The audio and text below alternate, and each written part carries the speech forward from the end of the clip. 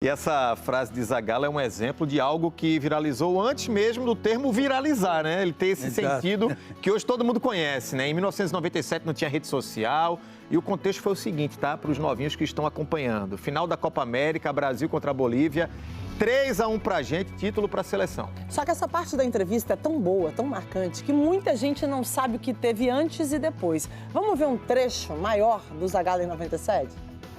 Tá aí o Zagallo conquistando outro título inédito. Tino Marcos, parabéns a ele. Falar, como é que não? Dá pra falar assim. Ganhamos. Com dificuldade. Não tínhamos a mesma velocidade. Respira, Zagallo. Respira, Zagallo. Mas tínhamos o coração. É pra você. Vocês sabem quem são. Não preciso dizer mais nada. Vocês vão ter que me engolir.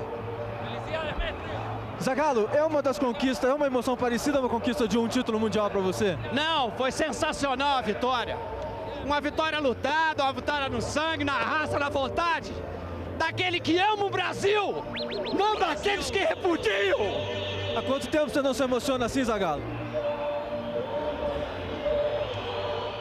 Olha, a gente já ouviu o Tino contar essa história pra gente, né? Ele ficou até preocupado com o Zagallo nesse momento, Sim. porque ele estava muito nervoso. PC, explica melhor pra gente sobre esse desabafo. As críticas eram muito duras mesmo, né, em relação ao trabalho dele. E muitas desqualificando, né? Porque esse discurso do Zagallo, essa ideia do Zagallo, do amor à amarelinha, como ele chamava, do amor incondicional à seleção brasileira, nem todo mundo encarava isso de uma boa forma, recebia isso como incentivo à seleção brasileira e às vezes via como um nacionalismo exacerbado. Além disso, essa seleção que fez uma campanha brilhante nessa Copa América, foi o melhor ataque da competição, era muito criticada porque Vanderlei Luxemburgo no Palmeiras fazia um trabalho expressivo, um trabalho que chamava a atenção. Alguns jogadores nesse trabalho do Vanderlei no Palmeiras já se destacavam, como Roberto Carlos na lateral esquerda, e havia quem dizia que Vanderlei Luxemburgo já deveria treinar a seleção brasileira para a Copa de 98. O Zagallo foi o coordenador técnico em 94, o Parreira sai para trabalhar no Valência e o Zagallo assume a direção da seleção brasileira. Então vem esse desabafo em relação a essas críticas, em relação a quem entendia que o Zagallo já era um técnico ultrapassado, que o Zagallo exagerava nessa questão do conceito da amarelinha, ou seja, que o Zagallo andava em círculos. Foi um instante em que, após uma vitória de um jogo dificílimo, a gente sabe que todo jogo na Bolívia, independentemente de ser de seleção ou de clube, é sempre difícil, o Brasil consegue uma vitória de 3-1, inclusive um dos gols foi marcado pelo nosso companheiro Paulo Nunes, que estava naquela seleção brasileira, e aí vem o desabafo.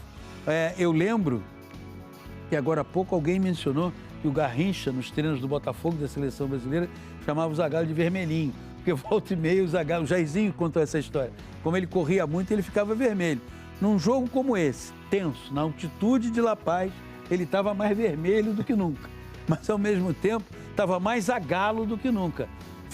Produziu essa frase genuína, porque tudo que o Zagallo fez sobre seleção brasileira, sobre o amor à amarelinha, foi genuíno. Nada daquilo era estudado. Hoje vou vencer o jogo e vou dizer isso. Ele sempre foi 100% genuíno. Ele foi um marqueteiro do século passado, ou seja, saía e aquilo virava uma frase. Vocês vão ter que me engolir.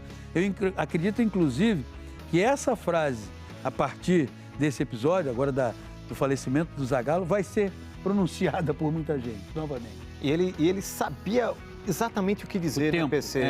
Ele tinha o timing o que a gente falou no outro bloco, o tom exato de como se comportar para as situações. Veja bem, em 94, a Copa se inicia e a seleção também sofria críticas. O Raí era um jogador que queriam como titular, o Raí foi perdendo espaço, depois ele volta a atuar. O que o Zagallo faz naquela Copa de 94? Primeiro, ele foi o anteparo do Carlos Alberto Parreira. Parreira nunca foi um homem de confrontos. Parreira sempre foi uma pessoa mais comedida, uma pessoa mais ponderada. Confronto, então o Zagallo vai lá e bota a cara para levar a cara a tapa. O que ele começa a fazer? Faltam 6, faltam 5. E isso sempre olhando para a câmera. Faltam 4, faltam 3. Ele iniciou uma contagem regressiva em direção à final. É óbvio que isso cria uma conexão com o torcedor. Claro. É óbvio que o torcedor olha para o lado e diz para o companheiro, para quem está dividindo ali a mesa de almoço, faltam 5, faltam 4, faltam 3. Porque essa é a conexão.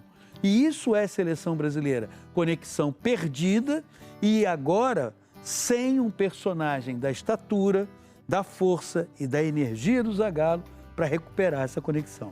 Vai ser difícil encontrar alguém que faça essa ponte, né, da seleção Vai ser mesmo. com a Vai ser torcida. mesmo.